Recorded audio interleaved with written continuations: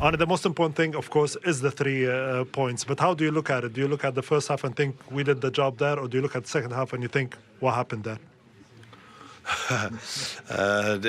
In the end, you can tell it like this, that we did the job the first half, something else than normally, because normally it's more the second half.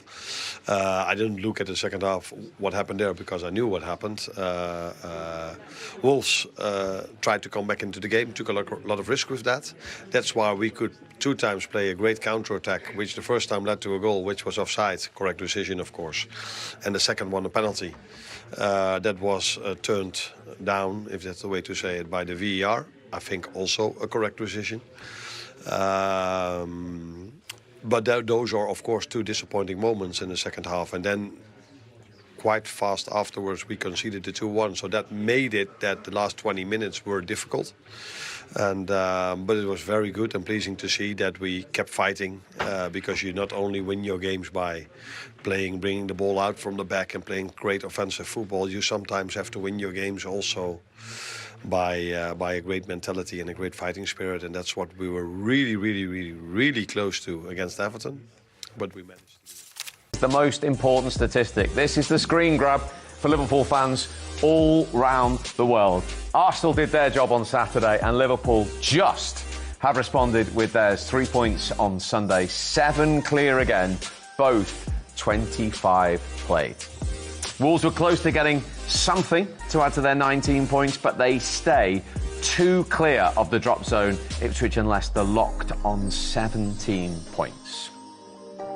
That must feel like a huge win, having been stung so late on Wednesday. What was the difference out there this afternoon? How did you get that over the line?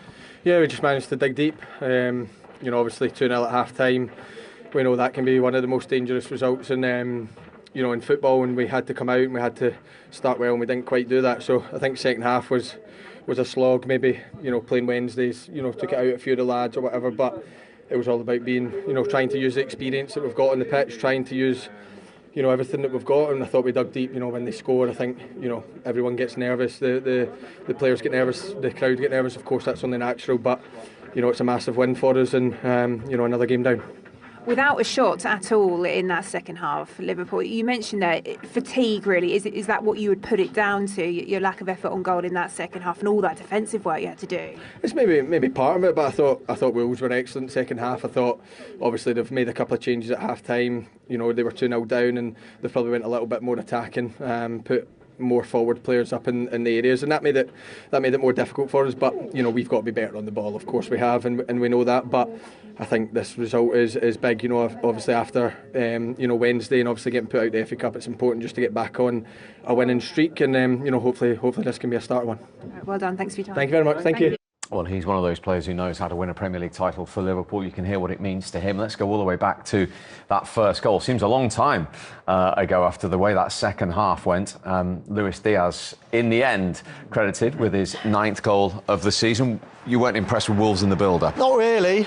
Doherty selling himself really in the build-up. From Liverpool's point of view, it was a good break. But I felt they had to score at this type of goal at the start, because Wolves, when they banked in for the first 15 minutes or so, they would look really strong, but then as soon as they got the ball and they lost it, then that's when Liverpool looked dangerous on the break.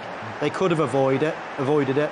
Diaz did well to let it hit him in the mid-drift and obviously bobble it in. And it was a really good start, but Wolves were in the game until then and they weren't creating much, Liverpool.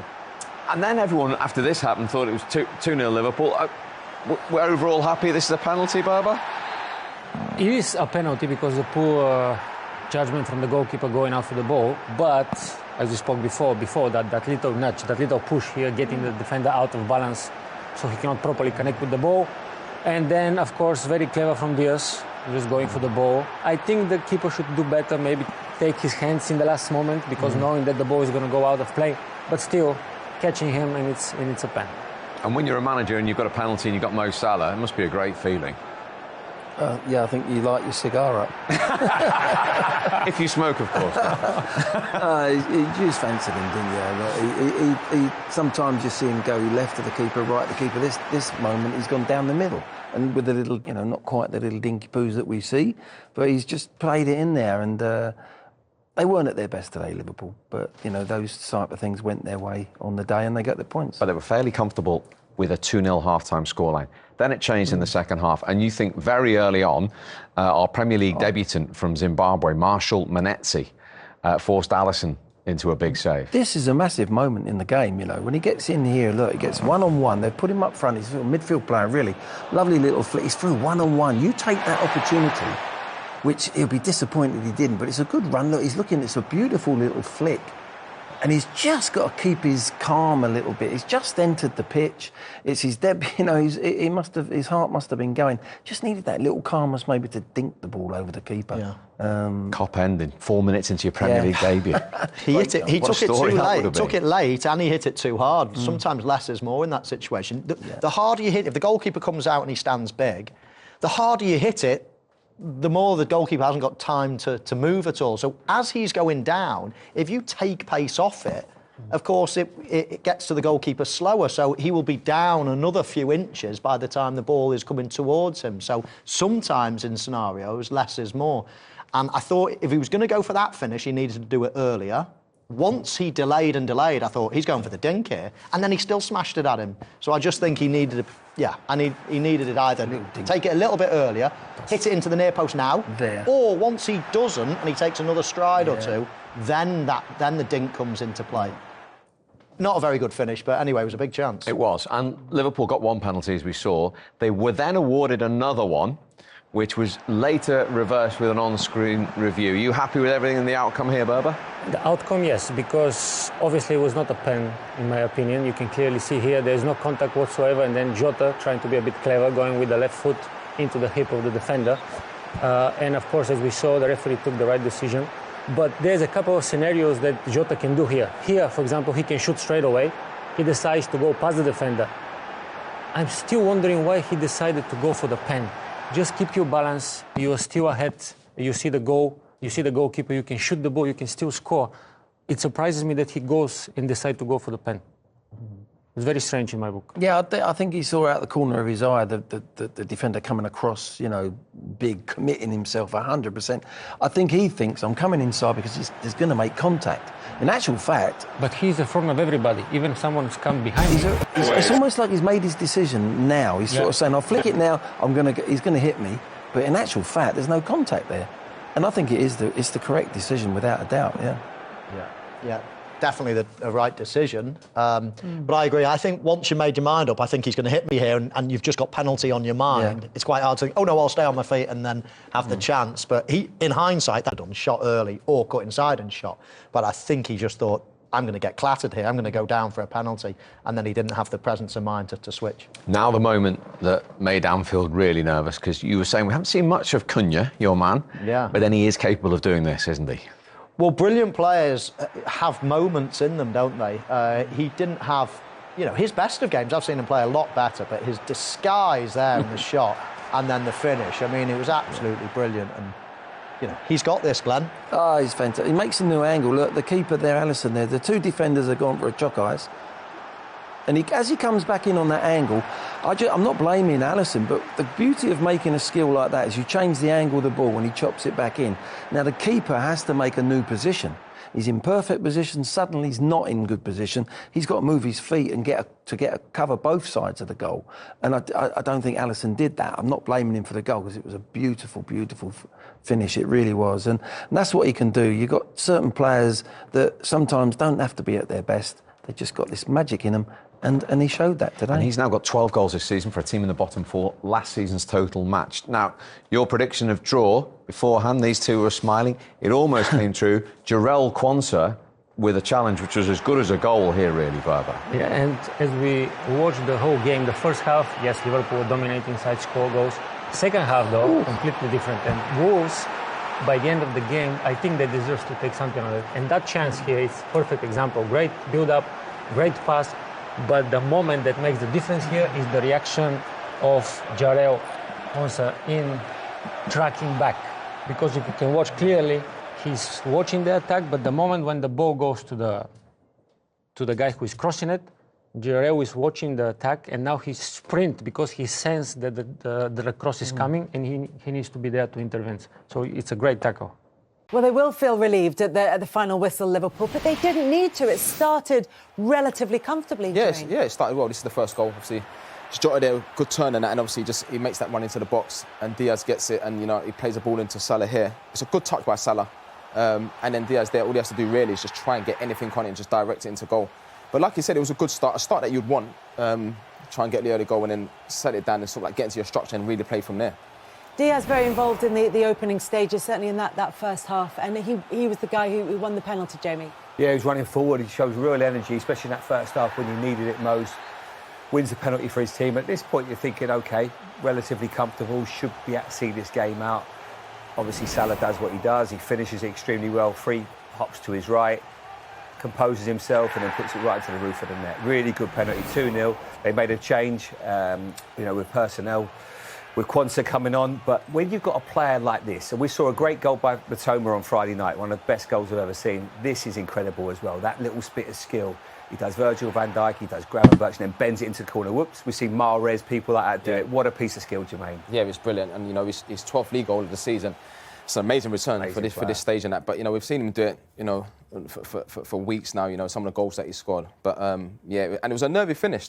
A really nerve finish. It was a very nervy finish. Liverpool, as Emma was saying there, didn't have a shot in the second half of the game. That's the first time that's happened since 2017. I was calm. It wasn't calm.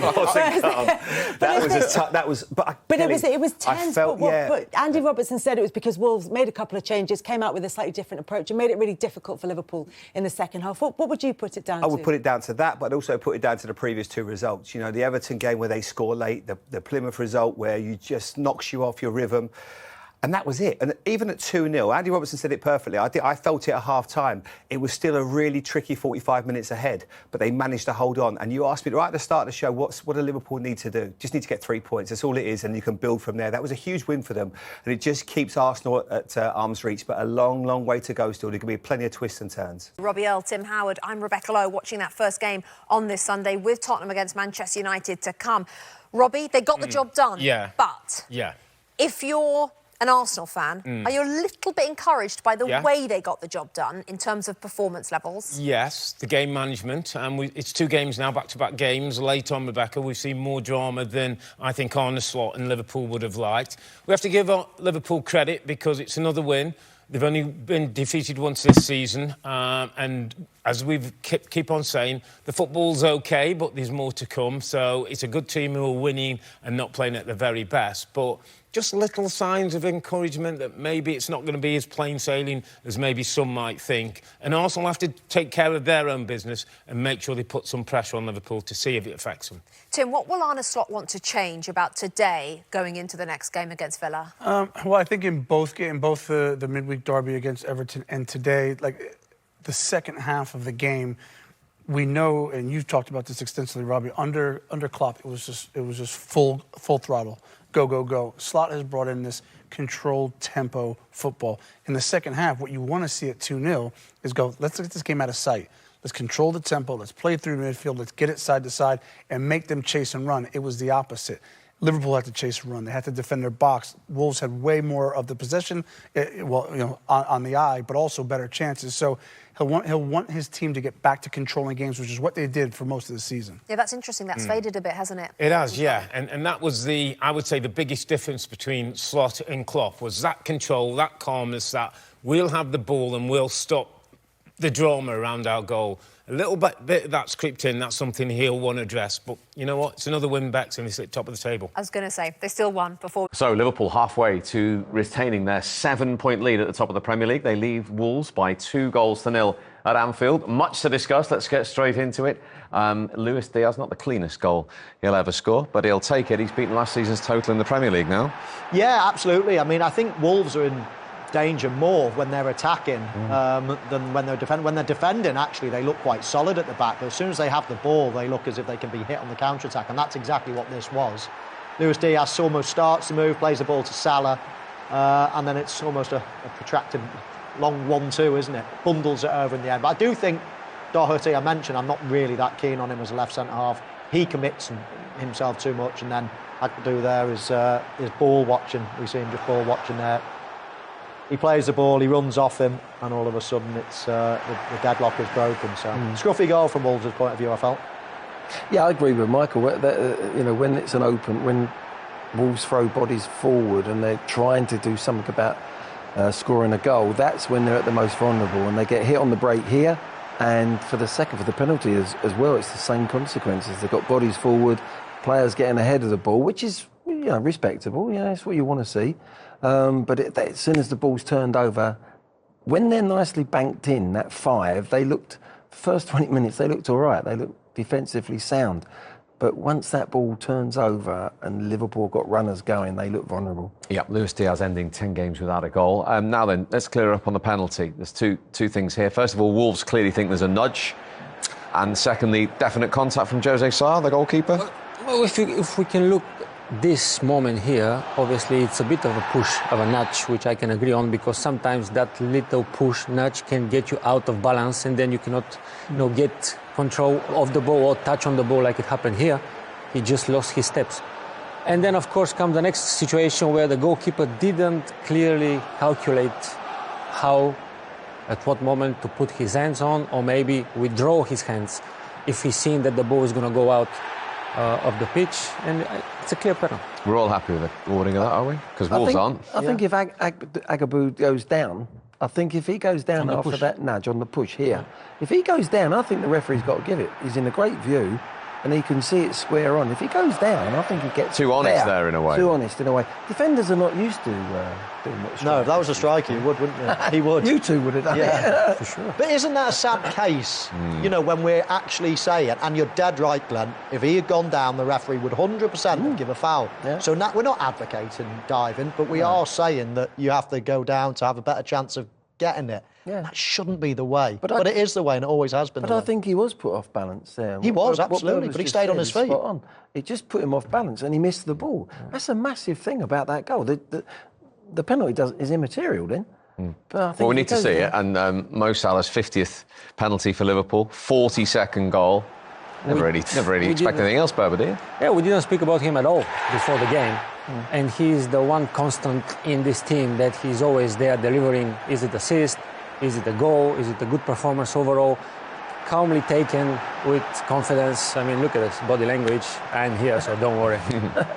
And in terms of Premier League penalties, he's joint 4th now. Only Messrs Kane, Lampard and Shearer have more. Mark Noble just below him of West Ham as well. Now, Liverpool breathed a huge sigh of relief. Ibrahim Konate on a yellow with a challenge on Matheus Cunha. What do you think? Well, when I first saw it, I thought, he's off. I thought this was a second yellow card from this angle. He doesn't half hit him hard here, and I thought it might be his head into him. But then when you see it on the different angle, it's a little bit shouldery. I think probably he does get away with it, and I think he's probably right. And Agbadou got booked for asking for a yellow card, and then he was involved in this with Diaz on a yellow card. I mean, for example, in this case, Agbadou have an interesting game so far, involved in all the goals. You happy with that, though? I think this simulation, and it should be a yellow card for Diaz. I also think that on the other occasion with Konate, he was very, very lucky not to get the yellow card and receive a red card in the process. And it is perhaps not surprising to see. Liverpool 2-0 up at half-time at Anfield against Wolves, who started the half well. But was that almost their undoing, Jermaine? Yeah, I mean, when the game started, when it's sort of like a low block and tried to make it really difficult for Liverpool. And for some reason, they sort of like just went against their principles, really. Committed 6 bodies forward. And listen, we all know that on the transition, Liverpool really good. And especially this first pass into, I think it's Doherty, gets a little bit too tight to Jota, does well, takes on his back foot, turns. And after that, if you look at Jota here, he doesn't just sort of like admire the pass, he makes a run into the box.